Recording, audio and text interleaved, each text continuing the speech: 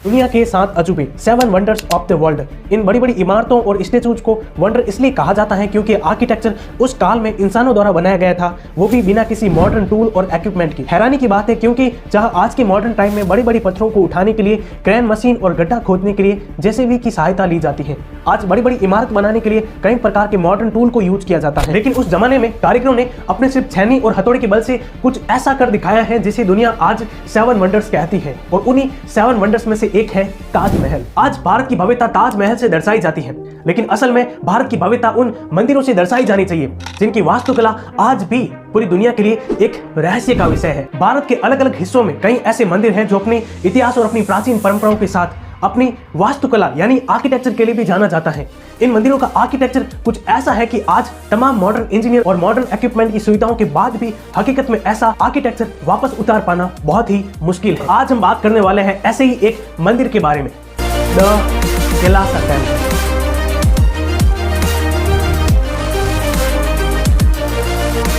यह मंदिर महाराष्ट्र के औरंगाबाद की एलोरा गुफा में स्थित है।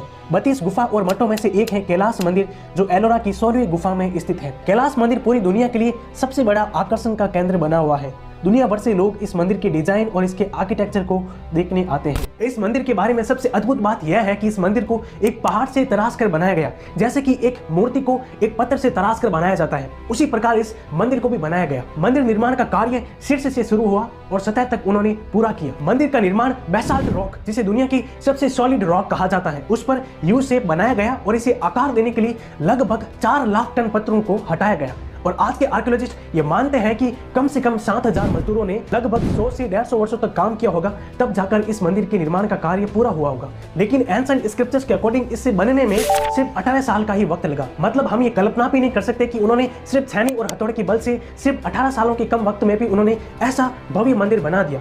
और अगर उन्होंने ऐसा किया है तो ये अद्भुत है, और अगर उन्होंने छेनी और हथौड़े के अलावा किसी विशेष प्रकार के औजार का प्रयोग किया होगा तो हमें उसके सबूत आज भी नहीं मिले। अगर इसकी कैलकुलेशन करें तो कम से कम 7000 मजदूरों ने लगातार 12 घंटे काम करके 4 लाख टन पत्थरों को 18 सालों में हटाया, तो एक साल में 22,222 टन पत्थरों को हटाया होगा और एक दिन में 60 टन पत्थरों को हटाया गया होगा।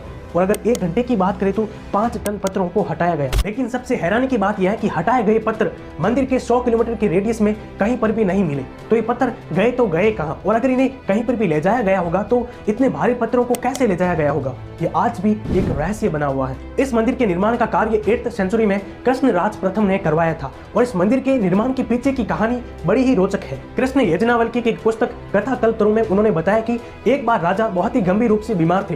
तब रानी ने उनके स्वास्थ्य के लिए भगवान शिव से प्रार्थना की और यह प्रण लिया कि उनके स्वस्थ होने पर वह एक ही चट्टान से भगवान शिव का भव्य मंदिर बनवाएगी, लेकिन बिना पत्थरों को जोड़े, और तब तक अपना व्रत रखेगी जब तक कि मंदिर का शिखर दिखाई नहीं देता। एक दिन राजा स्वस्थ हो गए और बारी थी रानी के प्रण को पूरा करने की। जब रानी ने कारीगरों से इसके निर्माण का समय पूछा तो उन्होंने सैकड़ों वर्ष बताया, लेकिन एक बहुत ही चतुर राजमिस्त्री ने रानी की समस्या का हल निकाल ही लिया।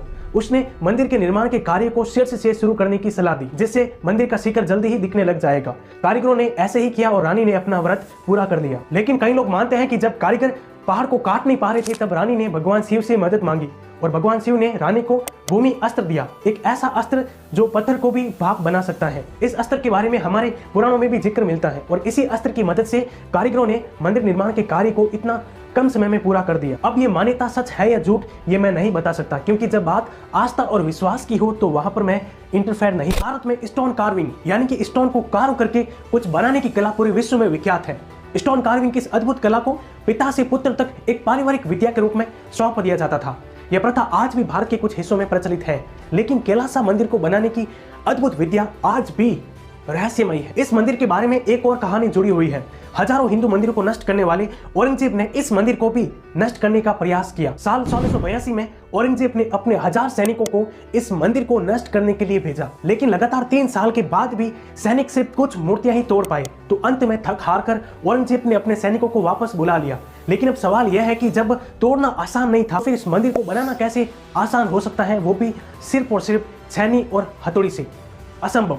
आप एक बार इमेजिन कीजिए कि कारीगरों ने सिर्फ छेनी और हथौड़े के प्रयोग से कैसे इस मंदिर को बनाया गया होगा। मंदिर के अंदर द्वार, खंभे, उन पर अद्भुत बारीक नक्काशी करना, इसके अलावा बारिश के पानी को स्टोर करने का सिस्टम, पानी को बाहर करने के लिए नालियां, टावर, पुल, बारीक से बारीक डिजाइन में बने खूबसूरत छज्जे, बारीक से बारीक डिजाइन में बनी सीढ़ियां, अंडरग्राउंड रास्ते, और ये सब एक ही पत्थर को काट कर बनाना कोई सामान्य बात नहीं है। 2 मंजिला इस मंदिर को भीतर और बाहर दोनों ओर से मूर्तियों से सजाया गया है। मंदिर के प्रवेश द्वार के सामने एक नंदी और उसके दोनों ओर द्वारपाल के रूप में हाथी, जिन्हें हमारे हिंदू धर्म में बहुत ही ऑस्पिशियस यानी कि शुभ माना जाता है। 15 मीटर लंबा एक स्तंभ और मंदिर की छत पर 4 शेरों की मूर्तियां, जिनमें से प्रत्येक शेर का एक पंजा ऊपर उठा हुआ है, और इन शेरों को मंदिर परिसर का संरक्षक माना जाता है। मंदिर में 100 से ज्यादा पैनल है, जिसमें भगवान शिव और भगवान विष्णु के कई रूपों को चित्रित किया गया है, और इसके अलावा मंदिर के एक भाग पर रामायण और दूसरे भाग पर महाभारत की घटनाओं का विवरण भी हमें देखने को मिलता है। भगवान सूर्य अपने रथ पर सवार है, और इसके एक चित्र में रावण को दिखाया गया है, जिसमें रावण कैलाश पर्वत को उठाने की कोशिश करता है और भगवान शिव अपने अंगूठे से कैलाश पर्वत को दबाते हुए दिखाई देते हैं। Farmer archaeologist T.S.. सत्यमूर्ति ने कहा है कि कैलाश मंदिर की मूर्तिकारों ने कांची के कैलाशनाथ और विरूपाक्ष मंदिर को मॉडल के रूप में चुना होगा, और फिर मंदिर के कार्य को शुरू किया गया होगा, क्योंकि कैलाश मंदिर के निर्माण की शैली इन दोनों मंदिरों से मिलती जुलती है। लेकिन रॉक कार्विंग के सिस्टम में, यानी कि पहाड़ को तराशकर मंदिर बनाते समय अगर आप इसे नीचे से ऊपर की ओर बनाना शुरू करते हैं, तब आप इसमें थोड़े से बदलाव होने पर, यानी कि थोड़ी सी गलती होने पर उसमें आप बदलाव कर सकते हैं। लेकिन जब आप इसे ऊपर से नीचे की ओर बनाना शुरू करते हैं और अगर इसमें थोड़ी सी गलती होने पर आप इसमें कोई बदलाव नहीं कर सकते, या फिर आप इतना बड़ा जोखिम नहीं उठा सकते। लेकिन कैलाश मंदिर को ऊपर से नीचे की ओर बनाया गया, और विज्ञान की भाषा में ये सबसे बड़ा आश्चर्य है। भारत में ऐसे कई मंदिर हैं जिन पर इस प्रकार की अद्भुत नक्काशी की गई है, जैसे पुरी, कोणार्क, खजुराहो और महाबलीपुरम में सौर मंदिर। इन मंदिरों के कंस्ट्रक्शन की स्टाइल कैलाश मंदिर से मिलती जुलती है। आज के समय में ऐसा मंदिर बनाने के लिए सैकड़ों drawings, 3D designs, CAD software, सैकड़ों इंजीनियर, कई हाई सुपर पावर कंप्यूटर और 3D डमी मॉडल्स बनाकर उन पर रिसर्च करनी पड़ती है।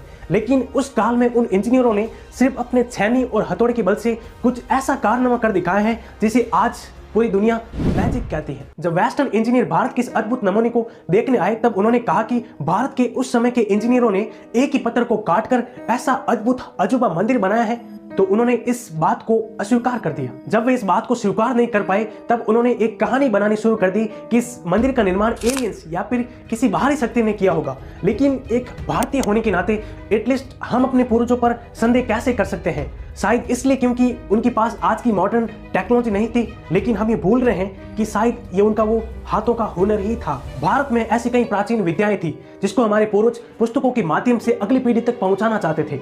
लेकिन साल 1193 ईस्वी में बख्तियार खिलजी ने भारत के ज्ञान के केंद्र को नष्ट कर दिया, उसे जला दिया। नालंदा यूनिवर्सिटी, जिसमें हजारों लाखों ऐसी पुस्तकें थी जिसमें प्राचीन विद्याएं, कलाएं और शक्तिशाली मंत्र थे, सिद्धांता, तंत्र, आयुर्वेदा, वास्तुकला और कई अनगिनत किताबें थी जिनको हमने खो दिया।